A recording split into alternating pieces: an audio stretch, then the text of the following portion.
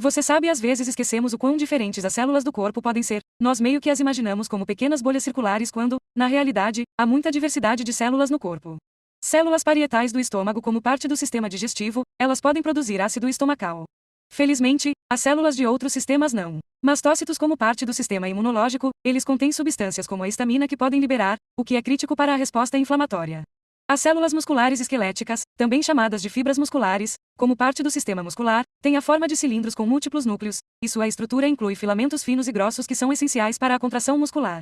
Poderíamos continuar com todas as células especializadas em todos os sistemas do corpo, e as próprias células são estruturalmente diferentes, especializadas para a sua função.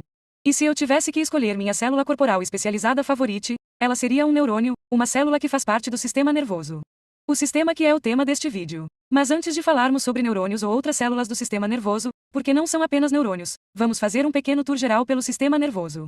Depois chegaremos às células do sistema nervoso e mencionaremos brevemente o potencial de ação. Primeiro, em termos de estrutura, você pode dividir o sistema nervoso em duas regiões muito gerais: o sistema nervoso central, SNC, que consiste no cérebro e na medula espinhal, e o sistema nervoso periférico, SNP, que consiste em todos os outros componentes do sistema nervoso, como nervos por todo o corpo. O SNP pode fornecer informações sensoriais para o SNC, enquanto o SNC pode processar essas informações e atuar como um centro de comando. O SNC pode executar respostas motoras ou regular mecanismos corporais. Então, dissemos que o SNC consistia na medula espinhal e no cérebro. Vamos falar um pouco sobre o incrível cérebro humano, embora percebamos que estamos sendo muito genéricos aqui, pois vamos dividi-lo em três regiões gerais: o rombencéfalo, o mesencéfalo e o prosencéfalo. Vejamos primeiro o rombencéfalo. Inclui a medula, ponte e cerebelo. A medula tem muitas funções de regulação, como regulação da respiração, pressão arterial e frequência cardíaca. A ponte também está envolvida em alguns desses tipos de funções e também na coordenação de sinais dessa área para o resto do cérebro. E o cerebelo? O equilíbrio e a coordenação dos movimentos são algumas funções do cerebelo. O mesencéfalo, nas profundezas do cérebro, esta área está envolvida no estado de alerta e no ciclo sono, vigília, na atividade motora e muito mais. Se você já ouviu o termo tronco cerebral, isso inclui algumas das estruturas que acabamos de mencionar, especificamente a medula, a ponte e o mesencéfalo. Finalmente, o prosencéfalo. Mais notavelmente, isso inclui o cérebro, que é dividido em dois hemisférios, direito e esquerdo. Tantas funções são realizadas pelo nosso incrível cérebro, dependendo da localização específica, seja a nossa fala, o nosso pensamento e raciocínio, os nossos sentidos, as nossas emoções. Confira a leitura adicional para explorar isso.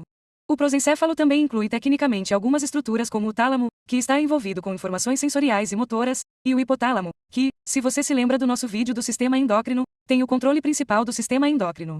Existem muitos mitos sobre o cérebro. Um mito simples que ouvia o tempo todo quando criança e que gostaria de deixar de lado. É o mito de que os humanos usam apenas 10% do seu cérebro. Não é correto. Temos uma ótima sugestão de leitura sobre esse e alguns outros que circulam por aí. Agora, isso era todo o sistema nervoso central, SNC. E quanto ao sistema nervoso periférico ou SNP, funcionalmente falando, podemos dividir ainda mais o PNS com base no que ele faz. O sistema nervoso somático, SNS, e o sistema nervoso autônomo, SNA. O SNS está envolvido com funções motoras do músculo esquelético. Isto incluirá ações voluntárias sob controle consciente, mas também reflexos somáticos que envolvem o músculo esquelético. O SNA trata do que está acontecendo no ambiente interno em relação ao músculo gastrointestinal ou excretor ou endócrino ou liso e cardíaco, e também inclui reflexos autonômicos. E o próprio SNA pode ser dividido ainda mais. Eu sei, há muita divisão, mas fique comigo, o SNA pode ser dividido no sistema simpático e parasimpático.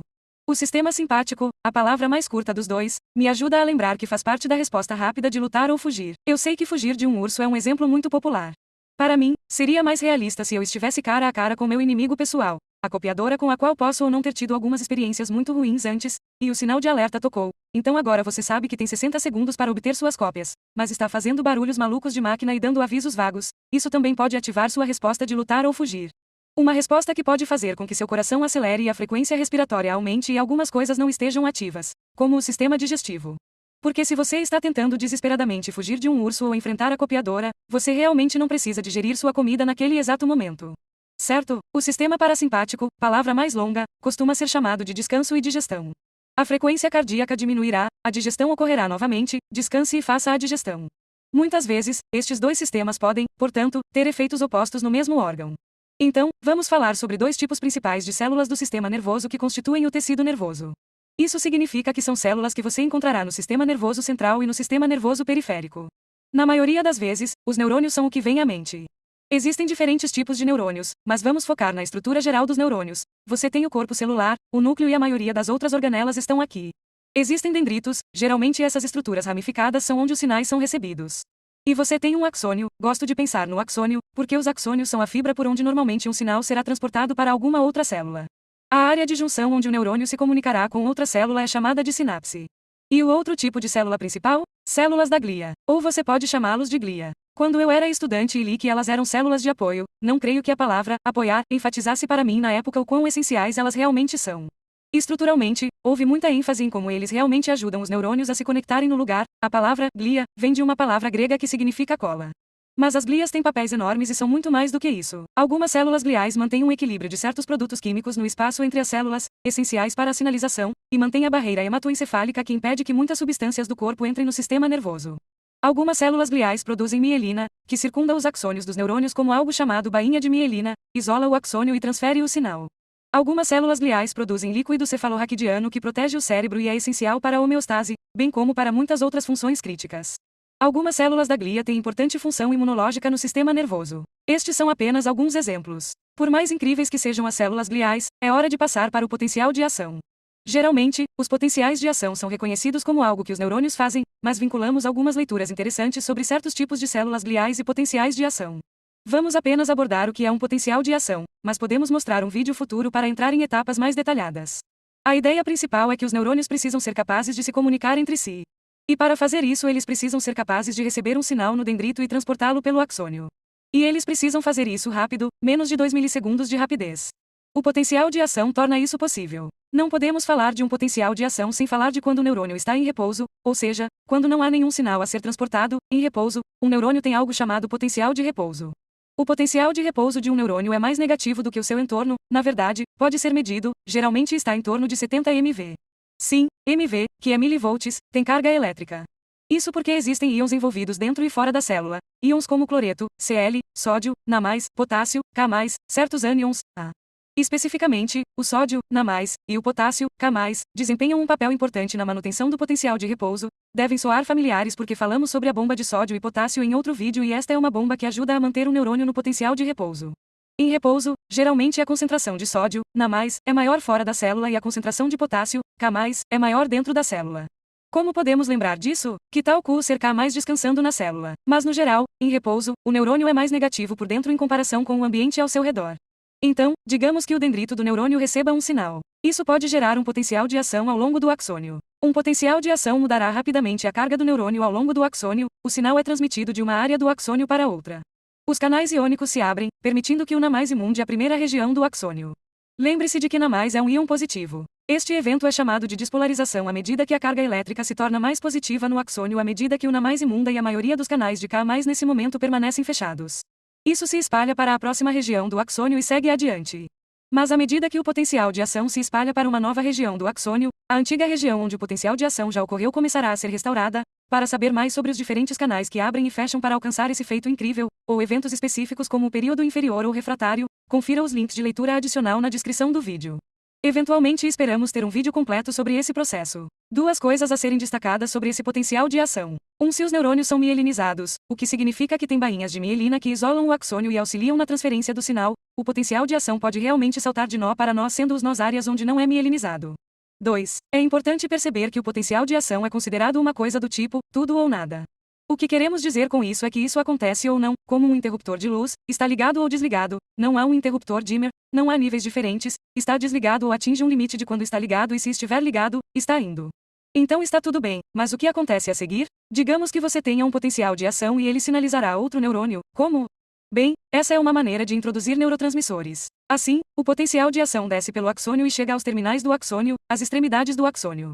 Mencionamos que existe um espaço chamado sinapse que consiste na área entre os dois neurônios. O potencial de ação pode sinalizar as vesículas sinápticas naquele neurônio para liberar algo chamado neurotransmissores. Existem diferentes tipos de neurotransmissores e podem ser derivados de diferentes substâncias, por exemplo, aminoácidos ou precursores de aminoácidos. Ou mesmo um gás como o óxido nítrico, embora a liberação seja diferente de outros neurotransmissores. Geralmente, quando os neurotransmissores são liberados das vesículas sinápticas, os neurotransmissores só precisam percorrer um pequeno espaço entre os neurônios especificados como fenda sináptica. Então eles podem ligar receptores específicos do próximo neurônio, receptores específicos ao tipo de neurotransmissor que o liga. A área dendrítica do outro neurônio recebe o sinal e pode iniciar um potencial de ação através de seu axônio. Quando abordamos muitas coisas, achamos importante recapitular. Então, já falamos sobre o sistema nervoso periférico, SNP, e o sistema nervoso central, SNC. Como o SNC inclui a medula espinhal e o cérebro, também falamos um pouco sobre as principais áreas do cérebro. Em seguida, nos concentramos no SNP, como ele pode ser dividido em sistema nervoso somático, SNS, e sistema nervoso autônomo, SNA, e, em seguida, como o sistema nervoso autônomo, SNA, pode ser dividido em sistema simpático e parasimpático. Em seguida, exploramos os principais tipos de células do sistema nervoso, células gliais e neurônios. E como os neurônios podem se comunicar entre si usando um potencial de ação, demos uma breve visão geral do potencial de ação. Mencionamos então que, uma vez ocorrido o potencial de ação, este pode sinalizar a liberação de neurotransmissores na sinapse entre os neurônios. Esses neurotransmissores ligam-se a receptores específicos de um neurônio vizinho. Ufa! Portanto, com um sistema tão complexo que poderia ter tantos vídeos, continua a haver muita pesquisa feita para ajudar doenças e condições do sistema nervoso. Se você tem interesse neste campo, há muitas carreiras envolvidas em neurologia para explorar. Bem, isso é tudo para as Amoeba Sisters, e lembramos que você deve permanecer curioso.